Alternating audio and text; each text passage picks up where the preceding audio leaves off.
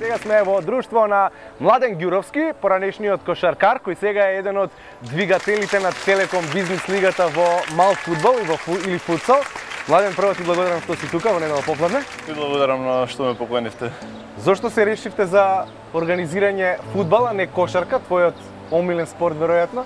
Нешто што си го тренирал или работел 20 на години? Па вака, кога престанав да играм кошарка, мислев дека ми е преку глава од се и тргнав да се занимавам со нешто што е спорт, а не е тоа што сум го работел цел живот, да кажеме. И идејата за Бизнис лига дојде преку еден мој долгогодишен пријател од Босна, која зеде оваа лиценца да работи во Босна. Ми се јави, ми кажа каков му е планот. Јас не знаев на почетокот дали би прифатил да го работам тоа, затоа што фудбалот ми беше стран, не го разбирав, но ми беше и предизвик од една страна. Тргнав да го работам, тука беше и Филип, кој ми е сегашен партнер, кој доста ми помогна во целокупната организација на самата лига. И приказната трае веќе 7 години. Телеком кошаркарска лига. Па вака, ќе кажем уште еднаш како што кажав, се уште не сум одморен од кошарката да размислувам на такви некои нови, да кажеме, предизвици. Се надевам дека и тоа ќе го оствариме, но кога би збореле за некоја лига од кошаркарска, би сакал да напоменам дека атракциите што ги има во кошарката не би можеле да ги изведат луѓето во тие години. Да кажеме, тоа се луѓе во сериозни години, имаат по 40, по 50 години и кошарката бара добра физичка подготвеност, атрактивни потези, а во фудбалот може да се направат со помала физичка подготвеност такви атрактивни потези. Можеш да се шлепуваш на некој во фудбал. Така. 7 години трае приказната Телеком Бизнис лига и момци навистина ја одржувате на високо ниво.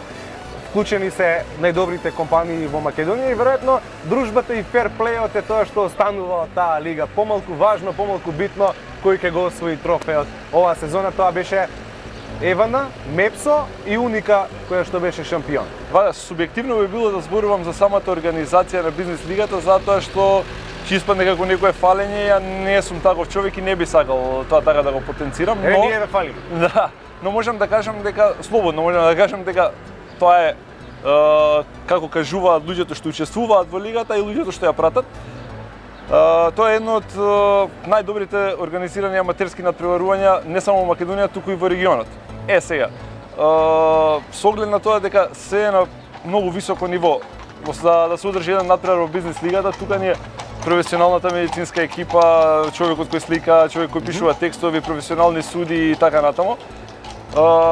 Многу е битно да знаеме дека од почетокот до сега лигата прогресира и оди во се подобар и подобар начин на надпреварување. Нема работа да организираш 19 тимови кои што партиципираат во таа лига. На кој начин можат да се вклучат во таа лига, еве на пример компанија која што доаѓа од внатрешноста на државата? Вака, имаме направено затворен систем на пријавување затоа што сакаме да бидат компаниите во топ 100 компании. Тоа е прво. Второ, за да го одржиме нивото и самата најава на елитно надпреварување, тоа го правиме со ние ги регрутираме компаниите, а исто сакам да напоменам дека свеста на играњето на инсертиот финалните надпревари веројатно од Телеком Бизнис лигата оваа година. Свеста на екипите кои учествуваат се дигна на многу повисоко ниво него што беше порано. Што сакам да кажам? Сакам да кажам дека луѓето што доаѓаат не гледаат само дека треба да ја освојат лигата, него се гледаат други бенефити од Бизнис лигата. Пред се воспоставување на нови бизнис контакти, тука е исто дружбата, тука е исто тимбилдингот. Младен, ама во тие компании работат и жени. Што правиме со таа популација во... Да бидеме искрени, треба да размислуваме да го прошириме овој проект и да има нешто и за жените како би се нашле во тоа, но од сегашна гледна точка ја и Филип немаме доволно време за тоа да го организираме. Се надевам дека во наредните години ќе изнајдеме простор и време како тоа све да го уклопиме. Рече дека во Босна веќе ја пресликале вашата Бизнис лига, ви доаѓаат ли од странство да Вака, идејата беше да бидете дел од проектот на пример во Словенија или Србија. Идејата беше на почетокот кога се формираше оваа лига, да има иста таква лига во Србија, Босна, Словенија и Македонија, да кажеме. и Хрватска. Секако и тој да направиме еден завршен турнир. Сега, овде во Македонија, пак ќе кажам, не разговарам субјективно, туку сум објективен. Лигата ја дигнавме на многу повисоко ниво него во сите тие држави. Да кажеме, во нашата лига има телевизиски емисии, текстови, после секој утакмица оди во новини, оди на сајтови, оди на телевизија. Таму е на многу пониско ниво. Сега се надеваме дека за 2-3 години ќе не стигнат и ќе направиме еден заеднички турнир како што беше и почетниот план. Ви се јавуваат ли со од типот притисоци, тие суди сакам да ми бидат во сабота, сакам да го добијам овој надпревар со разлика од 3 гола, сакам да играм во 15 и 30 место во 11. Видете, секогаш има разни барања, но ја издигнавме лигата на такво ниво да сите сватат дека тоа е забава. Значи, целокупниот проект, како проект гледано, го направивме да тие дојдат тука пред се да се забавуваат, да не е битно кој ќе победи. Еве да кажеме за оваа година зборам конкретно. Иако екипата на Уника го освои шампионскиот трофеј, мене многу драга награда ми е Fair Play наградата која зеде екипата на Eurolink. Што толку направија за да ја земат наградата за Значи, Fair Play? тоа е екипа која за ниедна судиска одлука се нема побунета во текот на целото надпреварување.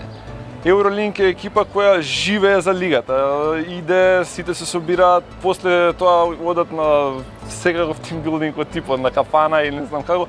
Значи, многу подрага награда ми е кога даваме награда за Fair Play, затоа што чувствувам дека едноставно таа екипа или таа компанија целосно ја сватиле поентата на таа лига. Сега, оваа сезона ја дигнавте летвичката многу високо. Новата сезона веројатно треба да донесе уште подобри Да бидам и искрен, организацијски способности и од вас и од екипите. да бидам искрен, изненадени сме колку екипи веќе се пријавени за новата сезона и ја и Филип не би сакале да шириме многу лигата, но А и да ја ширите би можеле да одите до 100. па 100 најуспешни компании, како што сега, рече. сега од оваа гледна точка оваа година има стварно голем интерес. Во овој момент имаме 7 нови компании кои се више пријавени во лигата и би сакал да кажам дека ќе се задржиме на таа бројка, можеби би варирала со 2-3 компании плюс, но секако дека би го зголемиле квалитетот. Значи што значи тоа? Би сакале да имаме многу повише медиски простор за наредната година и компаниите што ќе учествуваат да ги брифираме многу подобро него оваа година. Рече дека си надвор од кошарката, надвор и како гледач. Да бидам искрен, уште еднаш ќе кажем искрено, кога идам на Има било супер финале. Тачно. МЗТ Скопје против Куманово, 6000 луѓе во салата во Куманово, супер атмосфера. Вака. Не може да дојдам во некоја емисија, вклучувајќи и ова, да зборам за бизнес лига или за било што да не се спомене кошарката и нормално е затоа што долги години имам посветено на неа. И добро, до ден денеска и луѓето ме препознаваат како таков. Што не може човек да бега. Но јас сам себе си не се сметам за успешен кошаркар.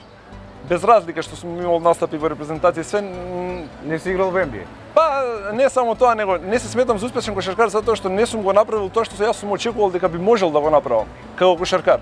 Со тоа све што сум вложил во таа кошарка нема некој резултат што јас го очекував. Сега, кога стварно збор за кошарка, некако уште не ми е созреано дека јас сум одморен тотално од неа и би можел релаксирано да гледам. Кога ја гледам, ми ствара некоја нервоза, мислам зашто, па мислам дали би се вратил или не.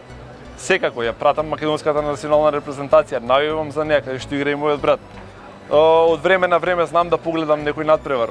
Но некако да сум цело време во неа или да разговарам, избегавам теми за кошарка, избегавам да ја гледам, избегавам да видам.